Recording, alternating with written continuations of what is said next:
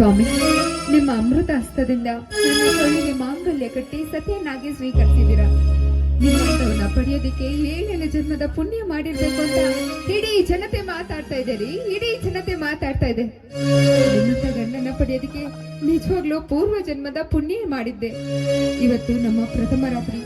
ಈ ಹಾಲು ಸಕ್ಕರೆಯಂತೆ ನಾವ್ ಯಾವಾಗ್ಲೂ ಒಂದಾಗಿರ್ತೀವಿ. ತಗೊಳ್ರಿ ಹಾಲು.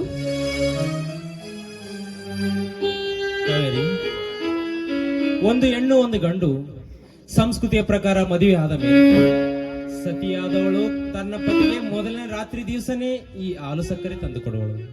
ಇದರ ಮಹತ್ವ ನೀನೇನಾದ್ರೂ ಬಲ್ಲೆಯ? ಇಲ್ಲ ಸ್ವಾಮಿ. ನೋಡು ಕಾವೇರಿ, ಗಂಡ ಹೆಂಡತಿ ಎನಿಸಿಕೊಂಡವರು ಒಂದು ಬದುಕಿನ ದೋಣಿಯಲ್ಲಿ ಬಾಳಿನುದ್ದಕ್ಕೂ ನಮ್ಮ ಸಂಸಾರದಲ್ಲಿ ಯಾವುದೇ ವಿರಸಬಾರದೆ. ನಮ್ಮ ಸಂಸಾರದ ಸಂತೋಷದಲ್ಲಿ ಈ ಹಾಲು ಸಕ್ಕರೆಯಂತೆ ಬಾಳುವ ಸಂಕೇತವೇ ಈ ನೀ ಹಾಲು ಕೊಡುವ ಸಕ್ಕರೆ. ತೆಗೆದುಕೋ ಕಾವೇರಿ, ಕುಡಿ. ಪರವಾಗಿಲ್ಲ, ಸಂಪೂರ್ಣ ನೀವೇ ಕುಡಿರಿ. ಕುಡಿಬಹುದಾಗಿತ್ತು ಕಾವೇರಿ. ಅರ್ಧಾಂಗಿ ಎನಿಸಿಕೊಂಡವಳು ಪ್ರತಿಯೊಂದರಲ್ಲಿ ಅರ್ಧ ಪಾಲು ನಿನಗೆ ಸಿಗಲೇಬೇಕು. ಈ ಹಾಲು ಸಕ್ಕರೆಯಲ್ಲಿ ಅರ್ಧ ಪಾಲು ಪಡೆದಂತೆ ನಮ್ಮ ಸಂಸಾರದ ನೋವು ನಲಿವು ಸಂತೋಷದಲ್ಲಿ ಅರ್ಧ ಪಾಲು ನಿನಗೆ ಸಿಗಲೇಬೇಕು. ನಾ ಹೇಳಿದಂತೆ ಈ ಹಾಲು ಸಕ್ಕರೆ ಹಂಚಿ ಕುಡಿದರೆ ನಾವು ಬದುಕು ಬಾಳುವುದಕ್ಕೆ ಪ್ರತಿಜ್ಞೆ ಮಾಡಿದ ಹಾಗೆ. ತೆಗೆದುಕೊಟ್ಟರು.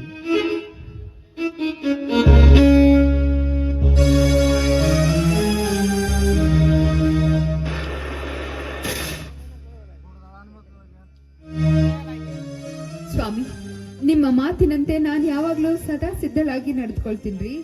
ನೋಡಿ, ನಿಮ್ಮನ್ನ 7 ಜನ್ಮ ಅಲ್ಲ, ಎಷ್ಟೇ 1000 ಜನ್ಮ ಇದ್ರು ನೀವೇ ನನ್ನ ಪತಿ ಆಗ್ಬೇಕು ಅಂತ ದೇವರ ಹತ್ರ ಬೇಡ್ಕೊಳ್ತೀನಿ. ಆ ದೇವರ ದೃಷ್ಟಿ ನಮ್ಮ ಮೇಲಿದೆ. ಆದ್ರೆ ನಿಮ್ಮ ಕೃಪೆ ನನ್ನ ಮೇಲೆ ಇರ್ಬೇಕು. ನಿಮ್ಮ ಕೃಪೆ ನನ್ನ ಮೇಲೆ ಇರ್ಬೇಕು. ಎದ್ದೇಳು ಕಾವೇರಿ, ನೀನು ವಿದ್ಯಾವಂತಳು, ಬುದ್ಧಿವಂತಳು, ಸುಶಿಕ್ಷಿತಳು. ನಿನಗೆ ಹೆಚ್ಚಿಗೆ ಹೇಳುವ ಅವಶ್ಯಕತೆ ನನಗಿಲ್ಲ ಕಾವೇರಿ. ಆದರೆ ಒಂದು ಮಾತು, ಮಾಂಗಲ್ಯವನ್ನು ಕಟ್ಟಿಸಿಕೊಂಡು ಮಡದೆಯಾಗಿ ಮನೆಗೆ ಬಂದಿರುವ ಹೆಣ್ಣು ಒಂದು ಮಾತು ನೆನಪಿನಲ್ಲಿಟ್ಟುಕೊಳ್ಳಬೇಕು. ಏನ್ರಿ ಅದು? ನೋಡು ಕಾವೇರಿ, ಗಂಡ ಹೆಂಡತಿ ಎನಿಸಿಕೊಂಡವರು ಒಂದು ಬದುಕಿನ ಹಡಗಿನಲ್ಲಿ ಕುಳಿತಿದ್ದಾರೆ. ಈ ಸಂಸಾರ ಸಾಗಿಸಬೇಕಾದರೆ ಈ ದಡದಿಂದ ಆ ದಡಕ್ಕೆ ತಲುಪಬೇಕಾಗಿರುತ್ತದೆ. ಸಂಸಾರ ಸಾಗಿಸುವಾಗ ಆ ಹಡಗಿನಲ್ಲಿ ಕುಳಿತ ಇಬ್ಬರಲ್ಲಿ ಯಾರಾದರೂ ಒಬ್ಬರು ಕೆಟ್ಟ ವಿಚಾರ ಮಾಡಿ ಆ ಹಡಗಿಗೆ ತೂತು ಹಾಕಿದರೆ ಆ ಹಡಗಿನಲ್ಲಿ ನೀರು ತುಂಬಿ ತಾನು ಸಾಯೋದಲ್ಲದೆ ಮತ್ತೊಬ್ಬರನ್ನು ಸಾಯಿ ಹೊಡಿತಾರೆ. ಅದಕ್ಕಾಗಿ ತಿಳಿದು ಬಾಳಬೇಕು. ಒಂದು ವೇಳೆ ತಿಳಿಗೇಡಿಯಾಗಿ ಬದುಕಿದರೆ ಅವರ ಬಾಳಿಗೆ ಬೆಂಕಿ ಹತ್ತುವುದು ಖಂಡಿತ. ಸ್ವಾಮಿ, ನಿಮ್ಮ ಮಾತು, ನಿಮ್ಮ ಉಪದೇಶ ಎಲ್ಲವೂ ನನಗೆ ಅರ್ಥವಾಯಿತು ಸ್ವಾಮಿ. ನನಗೆಲ್ಲವೂ ಅರ್ಥವಾಯಿತು. ನಾವು ಆ ದೈವವನ್ನು ನಂಬಿ ಮದುವೆ ಆಗಿದ್ದೀವಿ. ಆದ್ರೆ ಆ ವಿಧಿ ಕಾಡಬಾರ್ದು ಅಂತ ಆ ಭಗವಂತನಲ್ಲಿ ಬೇಡ್ಕೊಳ್ತೀನಿ. ಕಾವೇರಿ, ಕಾವೇರಿ, ಈ ಶುಭ ಸಮಯ ದಿವಸ ವಿಷಾಕ್ಷರ ಮಾತು ಯಾಕೆ ಆಡ್ತೀಯ ಕಾವೇರಿ? ಸರಸ ಸಲ್ಲಾಪದ ಸಂತೋಷದಿಂದ ಕಾಲ ಕಳೆಯುವ ಗಳಿಗೆ ಇದು. ಕಾವೇರಿ, ನಿನ್ನ ಶೃಂಗಾರ ಸೌಂದರ್ಯವನ್ನು ನೋಡಿ ನನ್ನ ಕಂಗಳು ಆನಂದ ಹೊಂದುತ್ತಿದೆ ಕಾವೇರಿ. ಓಹೋ, ನಾನು ಅಷ್ಟೊಂದು ರೂಪಸಿಯೇ? ಕಾವೇರಿ, ನಿನ್ನ ಸುಂದರ ಸೌಂದರ್ಯವನ್ನು ವರ್ಣಿಸಲು ಬಹುಶಬ್ದಗಳು ಸಾಲವು ಕಾವೇರಿ. ಕಾವೇರಿ, ನನ್ನ ಮನದ ಹೃದಯ ಹೇಳುತ್ತಿದೆ ಕಾವೇರಿ, ಕೂಗಿ ಕೂಗಿ ಹೇಳುತ್ತಿದೆ. ಏನೆಂದು? ನೀನು ಎಂಥ ಭಾಗ್ಯ ದೇವತೆಯನ್ನು.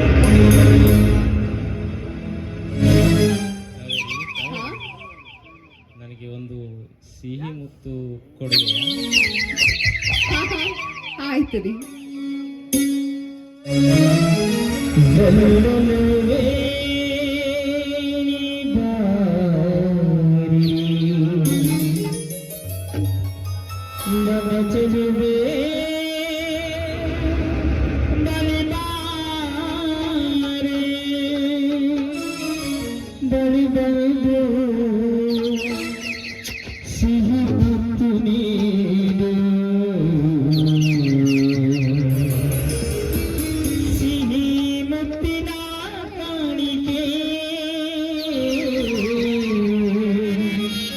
ನೀ ಬಾರ ನನ್ನ ಸನಿಗಕ್ಕೆ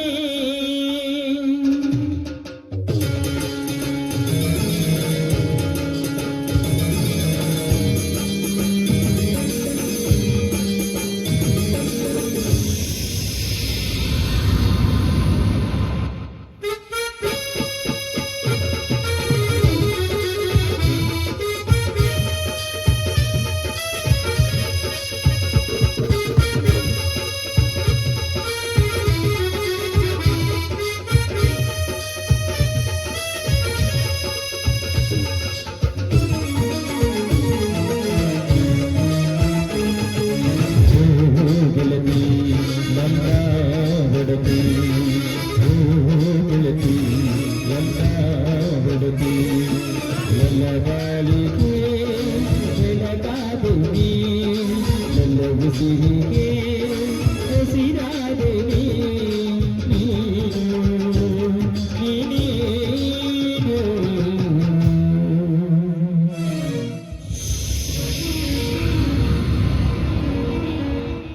ಸಿಹಿ ಮುತ್ತಿನ ಕಾಣಿಕೆ ಈ ಬಾರೆ ನನ್ನ ಸನಿಗಕ್ಕೆ ಸಿಹಿ ಮುತ್ತಿನ ಕಾಣಿಕೆ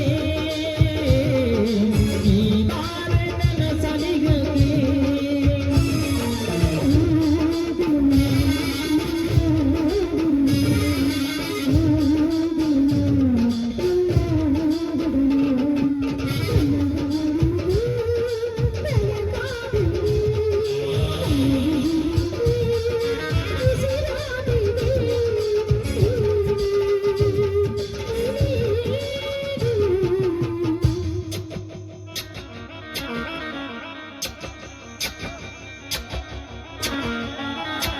ಸಿಹಿ ಮುತ್ತಿನ ಕಾಣಿಕೆ ಈ ಬಾರೆ ನನ್ನ ಸನಿಗಕ್ಕೆ ಸಿಹಿ ಮುತ್ತಿನ ಕಾಣಿಕೆ ಈ ಬಾರೆ ನನ್ನ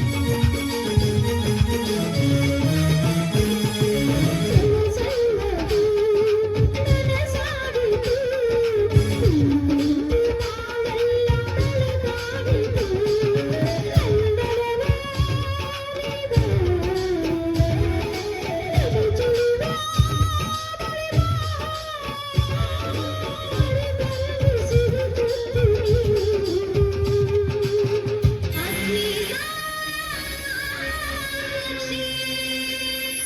ಸಿಹಿ ಮುತ್ತಿನ ಕಾಣಿಕೆ ಈ ಬಾರೆ ನನ್ನ ಸನಿಗಕ್ಕೆ ಸಿಹಿ ಮುತ್ತಿನ ಕಾಣಿಕೆ ಈ ಬಾರೆ ನನ್ನ ಸನಿಗಕ್ಕೆ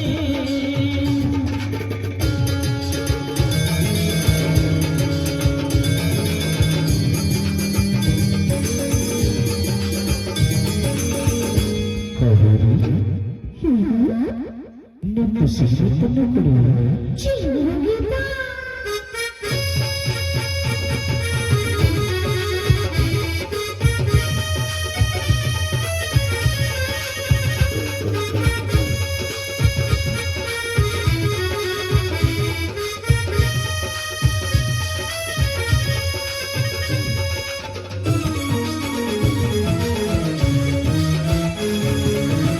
ಪ್ರೇಮದ ವಿಕಲ್ಪನೆ ಈ ಬಾಳ ಪಯಣಕ್ಕೆ ಜೊತೆಯಾಗಿದೆ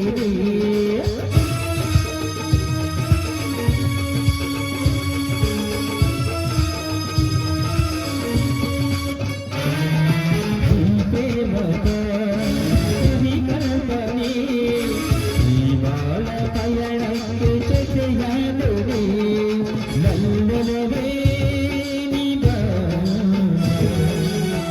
ಚಲುವೆ ಮಣಿಮಾ ಬಳಿ ಬರುವೆ ಸಿಗಿಬುತ್ತೆ ನೀರು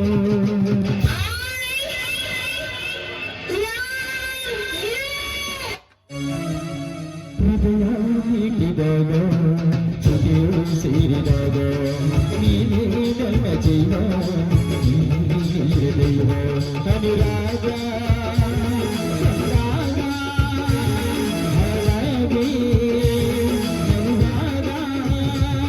ಗೆಳತಿ ಬಾಳಲ್ಲಿ ಬಸರಾದ ನೀನೆಂದು ಸಜೀವನ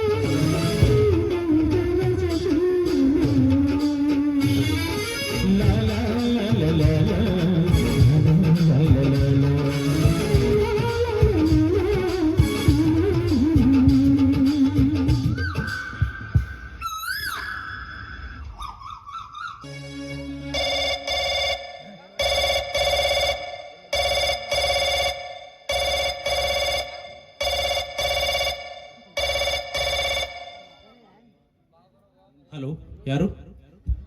ಡಾಕ್ಟರ್ ಶ್ರೀಕಾಂತ್ ನೀವೇನಾ? ಹೌದು, ನಾನ್ ಡಾಕ್ಟರ್ ಶ್ರೀಕಾಂತೆ. ತಾವ್ಯಾರು ಮಾತಾಡ್ತಿರೋದು? ನಾನು ಈ ರಾಜ್ಯದ ಮುಖ್ಯಮಂತ್ರಿ ಮಾತಾಡ್ತಿರೋದು. ಸರ್ ನಮಸ್ಕಾರ ಸರ್, ಹೇಳಿ ಸರ್. ನೋಡಿ ಡಾಕ್ಟರ್ ಶ್ರೀಮಂತನವರೇ, ಬೆಂಗಳೂರಿನಲ್ಲಿರುವ ಸುಪ್ರಸಿದ್ಧ ಕೆಂಪೇಗೌಡ ಆಸ್ಪತ್ರೆಯಲ್ಲಿ ಇಂದು ರಾತ್ರಿ ಸಾವಿರಾರು ಜನ ರೋಗಿಗಳು ಮಲಗಿರುವಾಗ ಆಸ್ಪತ್ರೆ ಕುಸಿದು ಬಿದ್ದು ಸಾವಿರಾರು ರೋಗಿಗಳಿಗೆ ದೇಹಕ್ಕೆ ಪೆಟ್ಟಾಗಿದ್ದಿದೆ. ಎಷ್ಟೋ ರೋಗಿಗಳಿಗೆ ಹೆಚ್ಚಾಗಿ ಕಷ್ಟಪಟ್ಟು ರೋಗಿಗಳು ಕಣ್ಣಿನ ನೋವಿಯಿಂದ ನಡುತ್ತಾರೆ. ಕಾರಣ ತಾವು ದಯವಿಟ್ಟು ನನ್ನ ಮಾತಿಗೆ ಬೆಲೆ ಕೊಟ್ಟು ತಕ್ಷಣವೇ ಬೆಂಗಳೂರಿಗೆ ಹೊರಟು ಬರಬೇಕೆಂದು ತಮ್ಮೆಲ್ಲಿ ವಿನಂತಿಸಿಕೊಳ್ಳುತ್ತೇನೆ. ತಾವು ಕಣ್ಣಿನಲ್ಲಿ ಸುಪ್ರಸಿದ್ಧವಾದ ನೇತ್ರ ವೈದ್ಯರೆಂಬ ಕಾರಣಕ್ಕಾಗಿ ಈ ಮನವಿ ಮಾಡಿಕೊಂಡಿದ್ದೇನೆ. ಹೆಚ್ಚಿನ ಮಾತಿನ ಅವಶ್ಯಕತೆ ಬೇಡ. ಮೊದಲು ಇಲ್ಲಿಂದ ಬರಲು ಹೆಚ್ಚು ಹಾಕಿರೆಂದು ವಿನಂತಿ ಮಾಡಿಕೊಳ್ಳುತ್ತೇನೆ. ಎಂತ ದುರಂತ! ರೋಗಿಗಳ ಮೇಲೆ ಈ ಅಪಘಾತ ಸಂಭವಿಸಬೇಕೆ? ದೇವರೇ ಕಾಪಾಡಬೇಕು ಅವರನ್ನು. ಯಾರ್ದ್ರಿ ಫೋನು? ಕಾವೇರಿ, ಬೆಂಗಳೂರಿನಲ್ಲಿರುವ ಸುಪ್ರಸಿದ್ಧ ಕೆಂಪೇಗೌಡ ಹಾಸ್ಪಿಟಲ್ ಕುಸಿದು ಸಾವಿರಾರು ಬಡ ರೋಗಿಗಳು ಕಣ್ಣಿನ ನೋವಿನಿಂದ ನರಳುತ್ತಿದ್ದಾರಂತೆ. ತಕ್ಷಣವೇ ಈ ರಾಜ್ಯದ ಮುಖ್ಯಮಂತ್ರಿಗಳು ಫೋನ್ ಮಾಡಿ ತಕ್ಷಣವೇ ರೋಗಿಗಳ ಸೇವೆಗೆ ಬರಮಾಡಲು ನನ್ನಲ್ಲಿ ವಿನಂತಿ ಮಾಡಿಕೊಂಡಿದ್ದಾರೆ. ಅದಕ್ಕಾಗಿ ನಾನು ಹೋಗ್ಬೇಕು ಕಾವೇರಿ. ಸ್ವಾಮಿ, ಇವತ್ತು ನಮ್ಮಿಬ್ಬರ ಪ್ರಥಮ ರಾತ್ರಿ. ಇಂಥ ಶುಭ ದಿನದಂದು ನೀವು ಹೋಗ್ಬಾರ್ದು ರೀ. ನೋಡಿ, ಬೆಳಿಗ್ಗೆ ಎದ್ದೋಗ್ರಿ.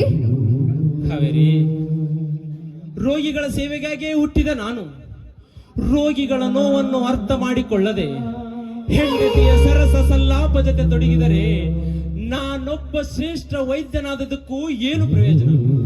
ಕಾವೇರಿ, ರೋಗಿಗಳ ಸೇವೆಗಾಗಿ ಹುಟ್ಟಿದ ನಾನು ಮೊದಲು ನನ್ನ ಕರ್ತವ್ಯ ರೋಗಿಗಳ ಸೇವೆ.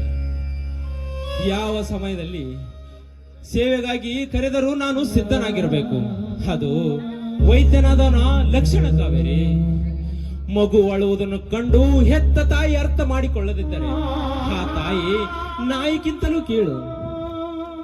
ಹಸಿರು ಬಂದ ಭಿಕ್ಷಕ ಹೊಟ್ಟೆ ನೋವಿನಿಂದ ಕಣ್ಣೀರು ಸುರಿಸುತ್ತಾ ಧನವಂತನ ಮನೆ ಮುಂದೆ ಹೋಗಿ ಭಿಕ್ಷೆ ಬೇಡಿದರೆ ಭಿಕ್ಷೆ ನೀಡುವ ಧನವಂತನು ಭಿಕ್ಷೆ ನೀಡುವ ಬದಲು ಉಪದೇಶದ ಮಾತು ಹೇಳಿ ಕಳಿಸಿದರೆ ಅವನು ಕಳಿಸಿದ ಆಸ್ತಿ ಅಂತಸು ಸಗಣಿಗಿಂತಲೂ ಕೇಳು. ಕಾವೇರಿ, ರೋಗಿ ನರಳುತ್ತಾ ಮಲಗಿರುವಾಗ ವೈದ್ಯನಾದವನು ನಿದ್ರೆ ಮಾಡುತ್ತಾ ಮಲಗಿದರೆ ಅವನು ಕಲಿತ ವಿದ್ಯೆ ಕಸಕ್ಕಿಂತಲೂ ಕೇಳು. ಕಾವೇರಿ, ನಾವು ಕಲಿತ ವಿದ್ಯೆ ಸಾವಿರಾರು ಬಡ ರೋಗಿಗಳಿಗೆ ಜನರಿಗೆ ಉಪಯೋಗ ಆಗಬೇಕು. ಕಾವೇರಿ, ಅವಾಗಾದ್ರೂ ಆ ದೇವರು ನಮ್ಮನ್ನು ಮೆಚ್ಚುತ್ತಾನೆ.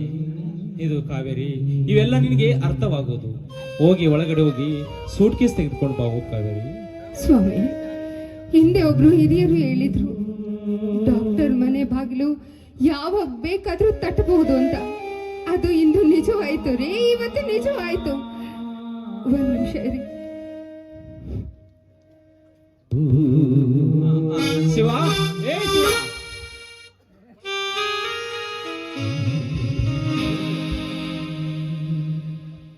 ಏನ್ರಿ ಅಪ್ಪರ?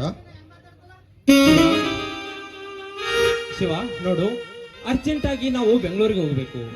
ಎಲ್ಲ ವಿಷಯ ದಾರಿಯಲ್ಲೇ ಹೇಳ್ತೀನಿ, ನೀನು ರೆಡಿಯಾಗು ಶಿವ. ಆಯ್ತ್ರಿ ದಳಿ.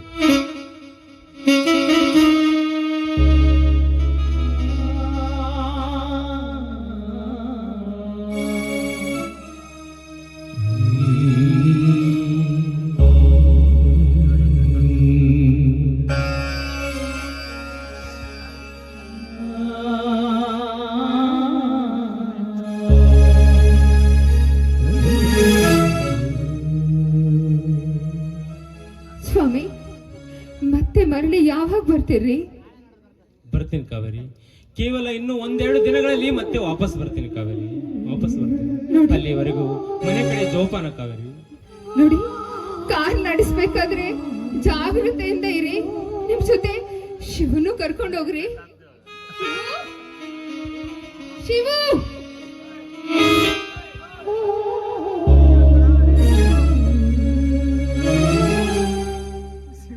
ಶಿವು, ಇವ್ರ ಜೊತೆ ನೀನು ಹೋಗಪ್ಪ. ಆಯ್ತ್ರಿ ಅವರ